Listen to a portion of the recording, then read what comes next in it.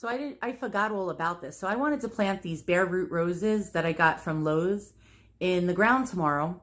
And I forgot when they're bare root roses like this or bagged roses, you have to actually soak the roots overnight in tepid water, which is a pain in the butt. So, oh my God, I have a lot of work cut out for me right now because there's a lot of roses, as you can see. I did not have an aluminum tub. Like a lot of times people put them in those big, like old aluminum bathtub type of tubs. And so what I did was I found a gigantic 15-gallon pot outside. And so what I did was I filled it up with tepid water, which is lukewarm water, which is a little warmer than room temperature. And so what I have to do now for each rose is I have to unscrew this little thing here that's around the bagged rose. The roots are all compacted and wrapped in sawdust and butcher paper and some kind of soil. And so I have to unscrew all of this. Now my fingers are all cut up from doing this one by one. And then I'm going to show you the tub that I'm putting it in overnight. It'll have to make do for now. And yeah, I didn't want to show you how messy my kitchen is because it's covered in soil. The ground, I have soil everywhere and sawdust. So this is like this big giant pot that I have from outside. And I took the roses and I took all that soil and sawdust off them. Now another thing, if you're gonna do this and soak your bare root roses, if they have a specific name, like for example, this one's Blue Dawn, and this one is Peace, and this one is Jean Borna. You need to keep your roses labeled because otherwise you're not going to know what's what when you go to plant them.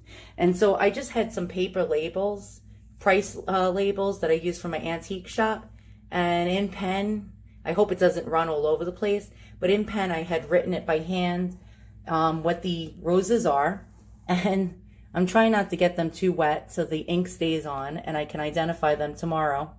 And so hang in there one second. I'm going to show you what it looks like when you unpack a bare root rose or a bagged rose from the packaging and show you what a pain in the butt it is to get all the sawdust and all the dirt that's compacted on it off. And stay tuned one second while I go ahead and do that. So as you can see, I'm making a holy mess. There's soil all over the place. It's all over my floor.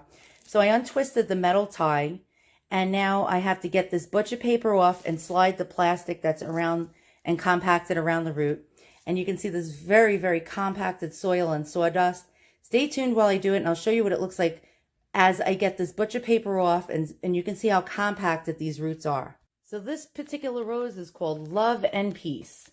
And look how compacted this is.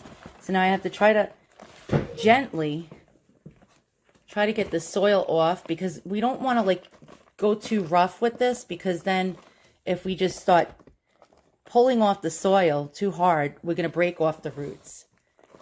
So I'm just going gently, and it's crumbling off and falling off. And then I give it a little tap on the side of the can.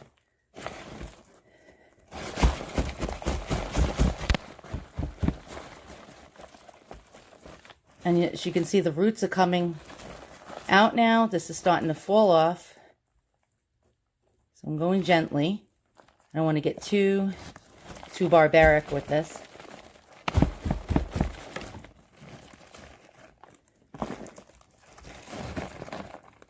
And you see now it's getting loose. And voila. So now I'm going to give it a little bit more of a shake. And then I'm going to place this into that tub and then let it soak overnight. And then by tomorrow, they'll be ready to plant. And these will all be spread out and soaked well. So stay tuned. Tomorrow I'll show you the planting of them. And it'll be a lot of fun.